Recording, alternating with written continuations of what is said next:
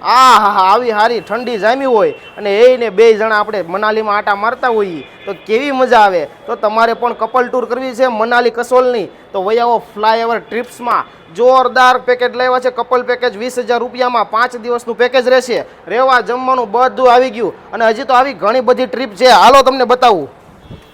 એટલે અંધારું કરીને બેઠા હબીબી કમ ટુ દુબઈ. 69,999 માં ફ્લાઇટ ટિકિટ, વિઝા, રહેવાનું, જમવાનું, ફરવાનું બધું 6 દિવસ માટે.